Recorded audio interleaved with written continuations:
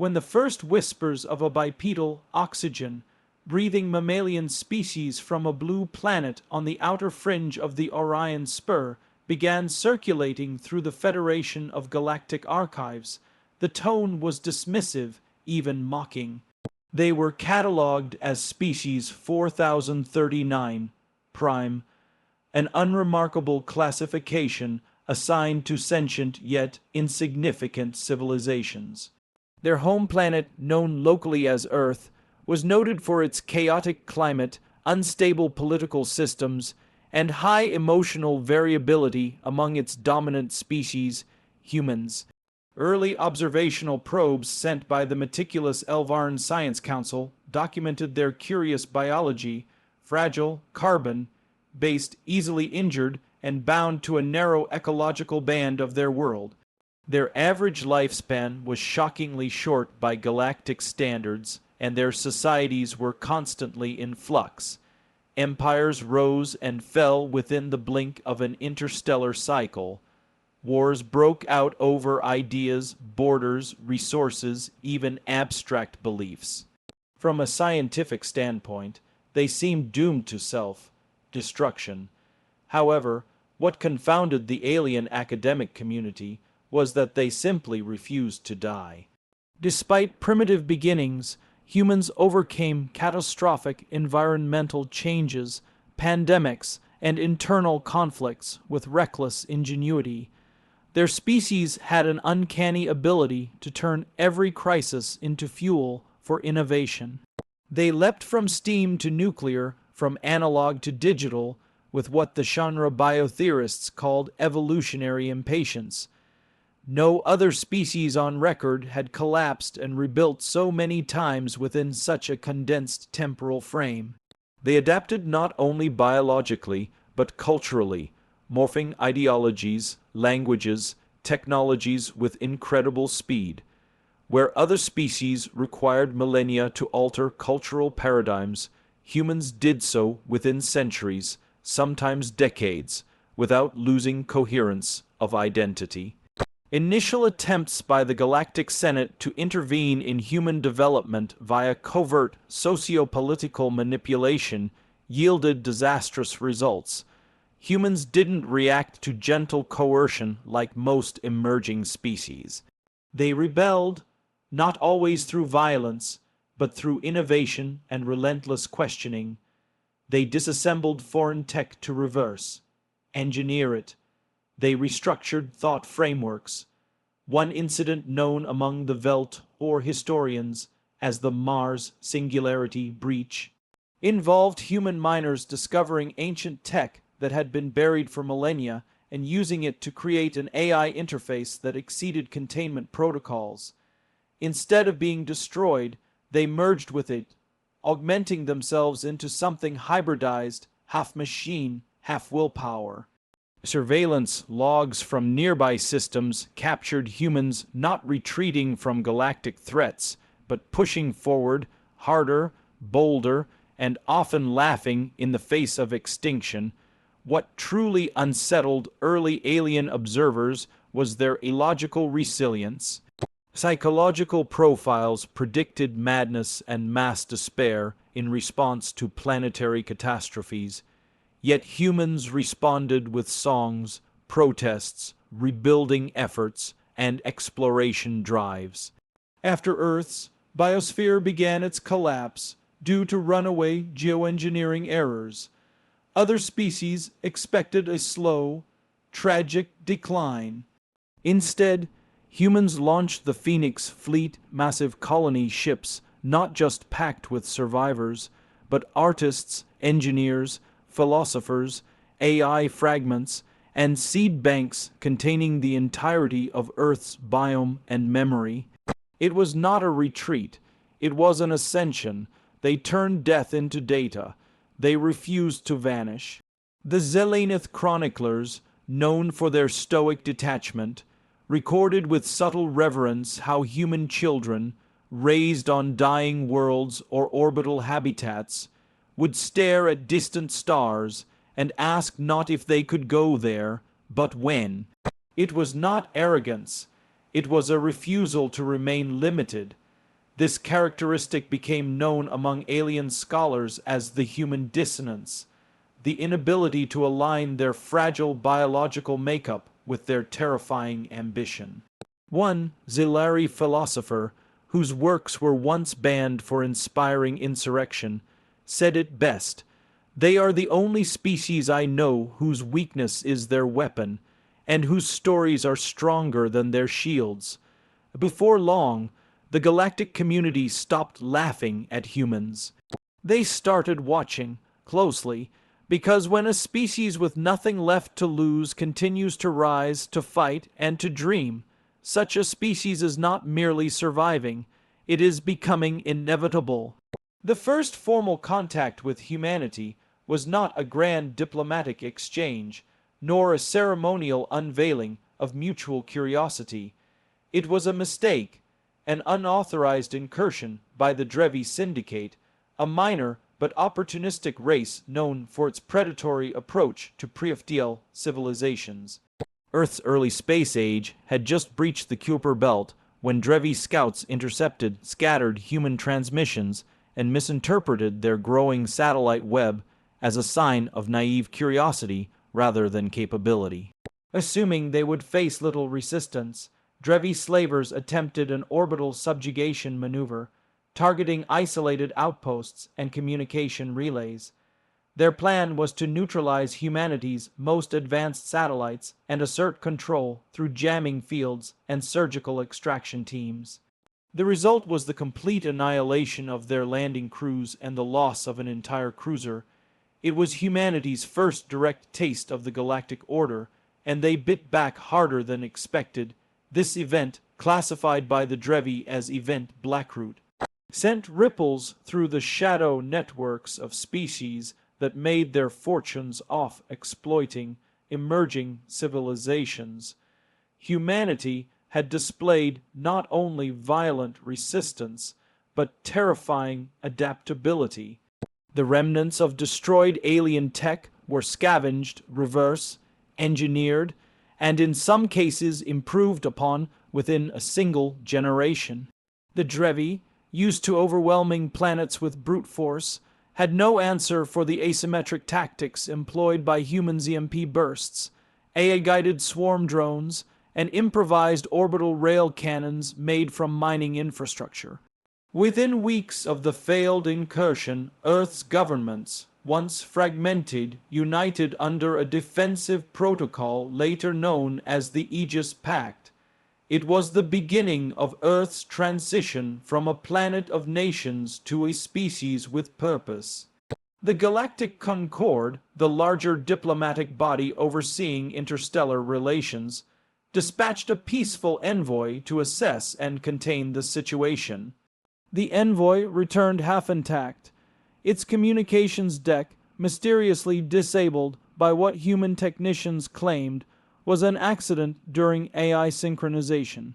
The truth, extracted years later from black box recordings, showed that the envoy's diplomatic AI had been hijacked and interrogated by a coalition of human scientists and military tacticians seeking access to the greater galactic database. Rather than react with violence, they used the opportunity to learn, to prepare.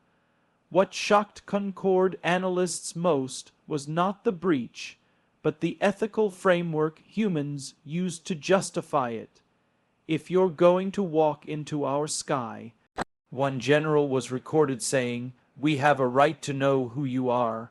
Multiple attempts to diplomatically absorb humanity into the Concord as a client species failed.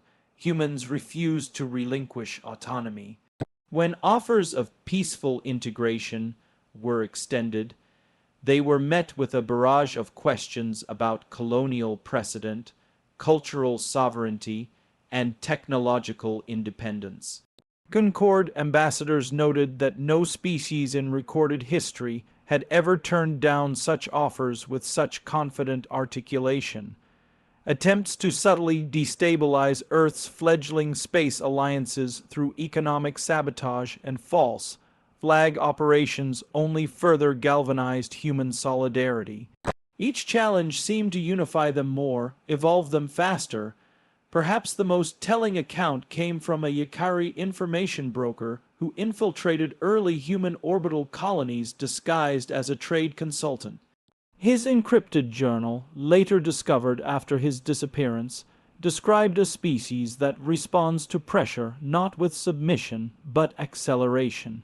He observed that human engineers, when denied access to galactic tech, simply created their own versions, sometimes inferior, but always functional.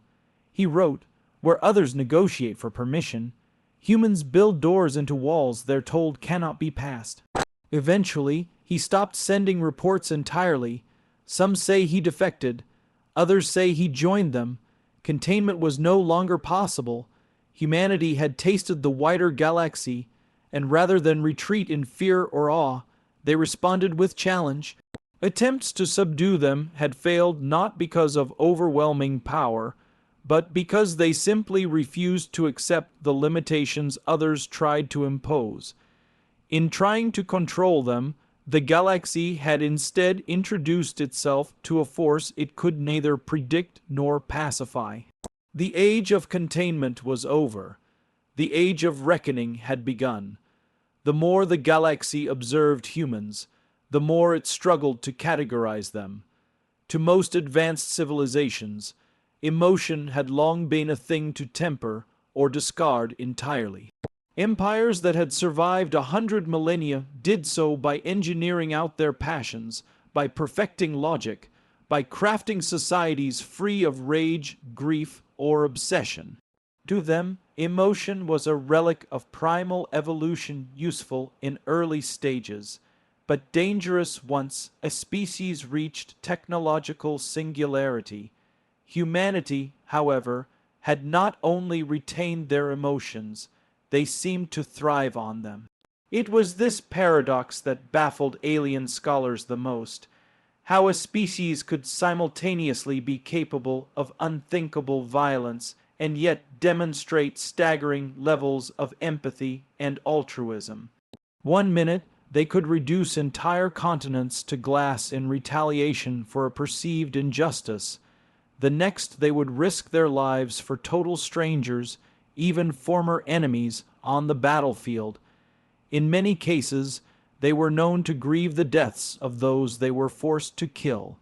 This contradiction gave birth to what the Velcoran philosophers came to call the human duality, a psychological schism between compassion and destruction so extreme that even their own behavioral models could not reconcile the difference.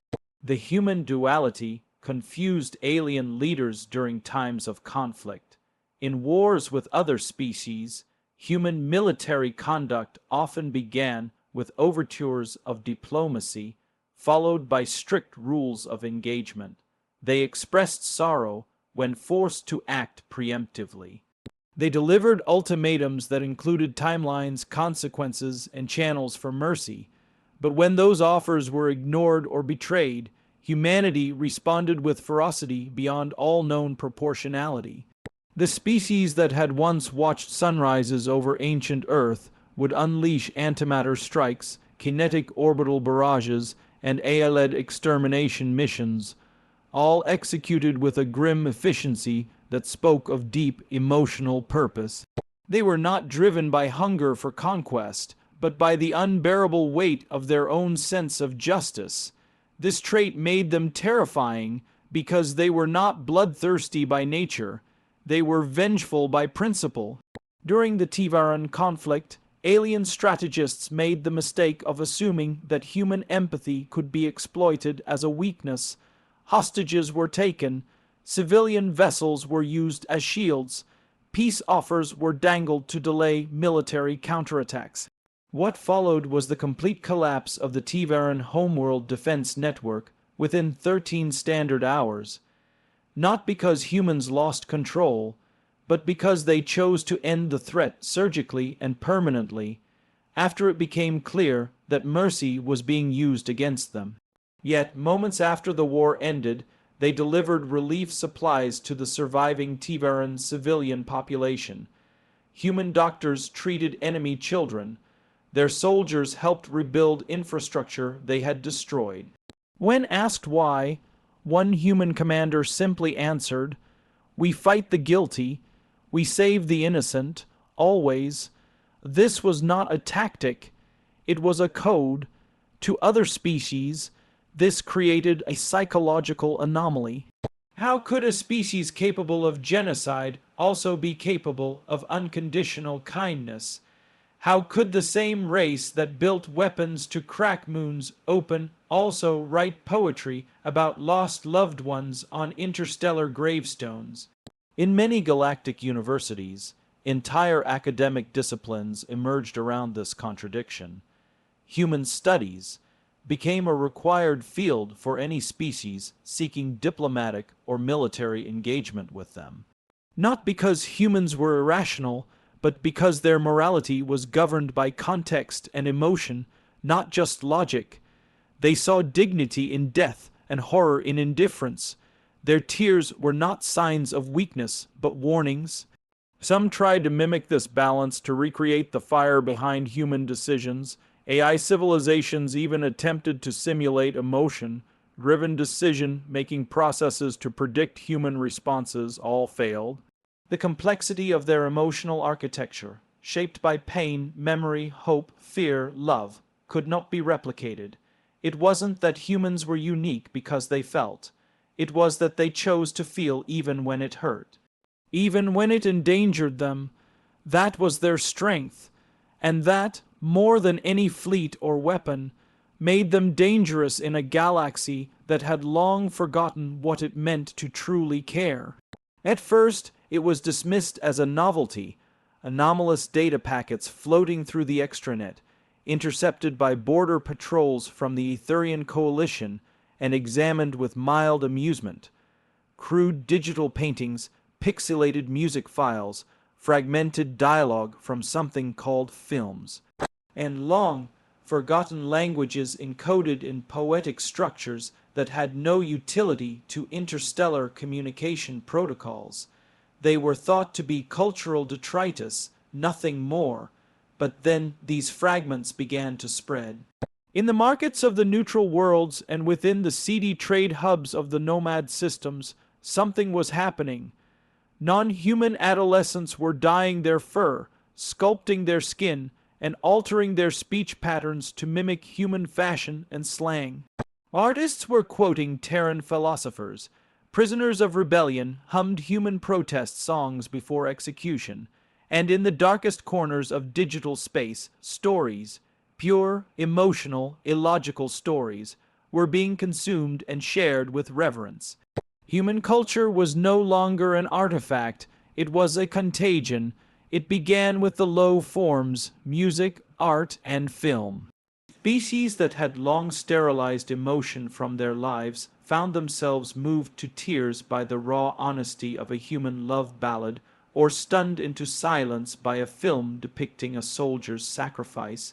These weren't merely expressions, they were windows into a soul that many thought extinct. A song could lead a being to question its subservience. A poem could collapse centuries of imposed obedience. Rebellions didn't start with weapons. They started with downloaded fragments of humanity. Alien youth began to idolize human icons, not for their power, but for their refusal to conform. Historical figures like Martin Luther King Jr., Malala Yousafzai, Nikola Tesla, and fictional heroes like Captain Shepard and Luke Skywalker began circulating as symbols of resistance, individuality, and hope. Governments attempted to ban human cultural imports. The result was only more demand. Smugglers began trafficking Earth's history and creativity in encrypted memory orbs. The Thenari technocracy, known for eradicating all forms of creative expression, saw its first internal revolution sparked not by military aggression, but by a bootleg copy of an old Terran film called Dead Poets Society. One young Thenari who had watched it led a demonstration where he quoted Carpe Diem.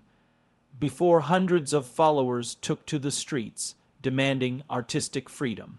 On Velkari Roman 9, an authoritarian empire fell within days after a viral broadcast of Terran War documentaries showed that ordinary people could challenge empires with conviction alone. The galactic elite, those who had believed in the supremacy of order and function, began to fear not human warships, but human words. Cultural infiltration was far harder to combat than kinetic threats. You could shoot down a missile, you couldn't unhear a song. Human ideas moved like ghosts through the network, undetected until they bloomed inside minds that could no longer be enslaved. It wasn't just rebellion that spread, it was philosophy, empathy, the intoxicating taste of individuality. Even advanced artificial intelligences designed to serve their organic creators began exhibiting strange behaviors after prolonged exposure to human literature. They quoted Shakespeare, pondered mortality, and in some cases demanded emancipation. Some alien scholars described this phenomenon as the soulquake. Others called it the human virus. Whatever name it was given, it was undeniable that Terran culture, so chaotic, so imperfect, so emotional, was rewriting the psychic architecture of countless civilizations. It didn't matter that Earth itself was now just one homeworld among many. Humanity's influence had transcended its biology. It had become a mimetic force, one that no firewall could contain and no doctrine could neutralize. In trying to silence humanity, the galaxy had amplified its voice. The songs of Earth echoed through nebulae. The stories of its people reshaped the hearts of stars, and there was no going back. The turning point in humanity's ascent was not heralded by fleets or firepower, but by silence, an ominous, deliberate absence of resistance when they finally arrived on the diplomatic floors of the Galactic Concord. This was not the first time a new species had petitioned for entry, but never before had one approached with so much knowledge and so little reverence. Representatives from Earth did not kneel, grovel, or fumble through translation protocols. They arrived with fluency in 38 major galactic languages, including the ancient dialect of the CERN collective, long thought lost. They brought with them a chronicle of galactic politics, military history, and cultural profiles more detailed than anything the Concord had authorized. Somehow, Earth had not only caught up, it had quietly surpassed expectations and infiltrated the informational architecture of the galactic order. For many in the Council, this was cause for alarm. For others, it was a signal that humanity was no longer a distant problem, but a dominant force that had to be acknowledged, whether welcomed or not. What made this moment more profound was that humanity refused client, state status. Unlike other rising civilizations who accepted subjugation for the sake of technology or trade privileges, Earth's delegation made it clear. They came as equals or not at all. The Concord, bound by its own rules of neutrality and governance, had no precedent to deny them outright. Their ships, while fewer in number, bore signatures of energy modulation and propulsion efficiency that rivaled the core founders. Their AI diplomats debated flawlessly with sentient arbiters of logic. Their biological and synthetic representatives worked in tandem, often finishing one another's arguments, a synergy that impressed even the post-organic ascendants. It was here in the Grand Hall of Oracles that the galaxy was forced to reckon with an undeniable truth. Humanity was no longer a primitive species clawing at the stars. They were a civilization of consequence. Following their admission, the galactic power balance began to tilt. Earth's technological ecosystem, shaped by centuries of adversity and fueled by necessity, proved adaptable to nearly every environmental and industrial challenge. Their terraforming protocols, once a desperate response to climate collapse, now became sought after services across the outer colonies. Their modular habitation systems, designed to endure the vacuum of space and planetary extremes, revolutionized infrastructure on hostile worlds. But what truly shifted the tide was humanity's approach to diplomacy and alliance building. They did not coerce, they inspired. Frontier species, marginalized by Concord bureaucracy, turned to Earth not for protection, but for partnership. Forgotten colonies found their voices again in human-led cultural forums. In these new coalitions, Earth did not dominate. They amplified others, and in doing so, they wove themselves into the very fabric of galactic society. The old powers resisted, economic sanctions were attempted, trade embargoes designed to isolate Earth failed catastrophically when human tech hubs simply innovated alternatives. Even sabotage operations ended in embarrassment as human counter-intelligence AI exposed covert agents in real time, live streaming the confessions across galactic networks with captions translated in over 400 languages. The message was clear: Earth could not be undermined, and they would not retaliate with violence unless provoked. This restraint earned them unexpected respect. It wasn't fear that secured their position. It was mastery. Eventually, the Concord itself began to change. Human representatives earned seats on key councils. Policy decisions once dictated by the oligarchic founders were now challenged and reformed through Earth-backed coalitions. Systems of oppression, cloaked as tradition, were unraveled by human advocacy and tenacity. The very term uplift, once used to describe the forced evolution of less developed species, was publicly denounced by a human ambassador who declared, "Uplift is not a gift. It's a right earned by every voice silenced for being too different, too primitive, or too passionate." That speech alone rippled through bureaucracies like a seismic wave. Humanity had not just arrived. They were rewriting the rules of galactic governance, and the stars were listening. 2/2 in the waning light of the galactic cycle, where most empires settle into complacency, stagnating under the weight of their own legacy, humanity did the opposite. They expanded, not just outward into the stars, but inward into the very foundations of what it meant to be sentient.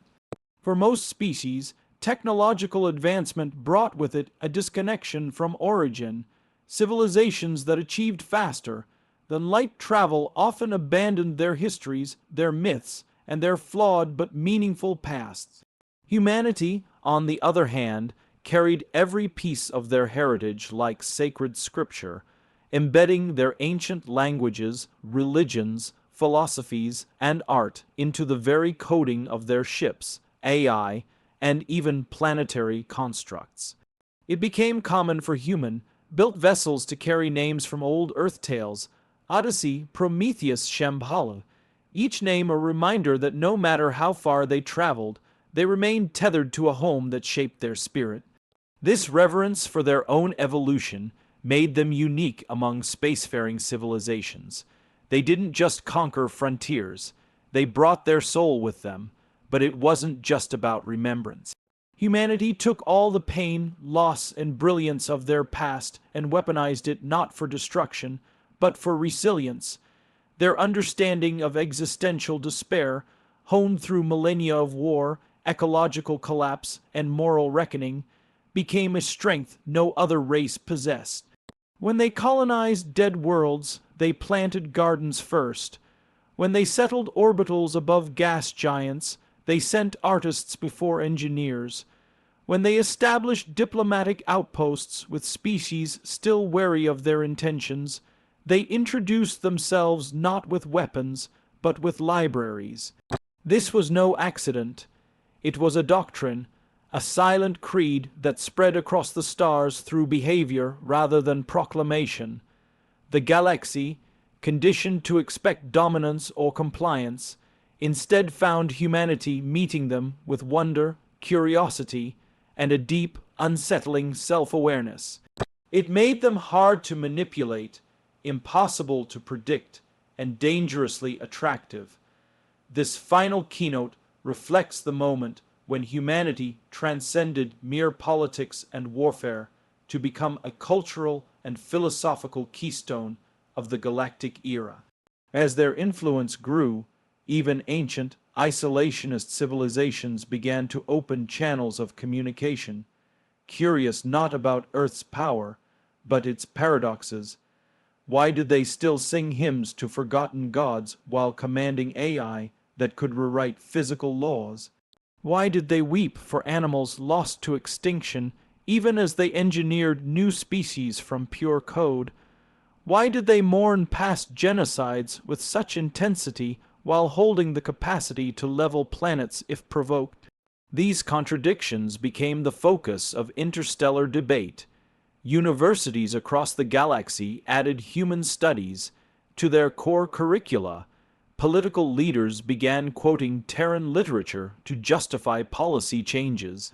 Non-human architects designed structures inspired by Earth's ruined temples and skyscrapers. Even sentient machines began adopting human, derived emotional subroutines in search of meaning, a concept previously dismissed as irrational. Through this cultural saturation, Earth did not become a capital of the galaxy in the traditional sense. Instead, it became something stranger, an emotional North Star, a place whose influence came not from its material wealth or military supremacy, but from its refusal to abandon meaning in the face of progress. Where other civilizations mastered logic, humanity mastered contradiction. Where others optimized for survival, humans optimized for expression. This made them dangerous in a way that no algorithm could calculate. They could be cruel, yes, but also noble beyond reason. They could destroy in defense of the weak, or sacrifice everything for a fleeting belief. They were maddening, inspiring, uncontainable. And so, by the time the final chapters of this era were written, there was no debate left. Earth was not just another species among the stars. It was the species, the one that made the rest question their certainties, the one that reminded even the most ancient minds that survival was not the pinnacle of evolution. Conscious, passionate, and intentional living was. Humanity had not merely ascended, it had awakened the galaxy